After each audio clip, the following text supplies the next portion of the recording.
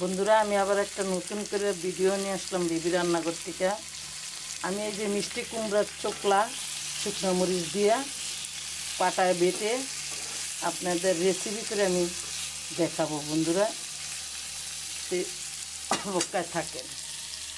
মিষ্টি কুমড়ার চোকলা পাটা দিয়ে ভাজা দিয়ে তেল দিয়ে ভাজা দিয়ে পাটায় বেটে আমি এখন আপনাদের রেসিপি করে দেখাইতেছি। বন্ধুরা, মিষ্টি কুমড়ার চোকলার ভর্তা রেসিপি হয়ে গেছে। এখন বন্ধুরা আমি নামায়া ফেলাবো। বন্ধুরা দেখেন, ভর্তাটা অনেক সুন্দর হয়েছে।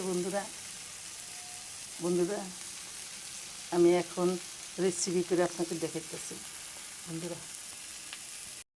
বন্ধুরা আমার মিষ্টি কুমড়া চোকলার ভর্তা, আমার মিষ্টি কুমড়ার চোকলার রেসিপি হয়ে গেছে। বন্ধুরা, যদি রেসিপিটা আপনাদের ভালো লাগে বন্ধুরা, লাইক শেয়ার করা কমেন্ট করা ভুলবেন না।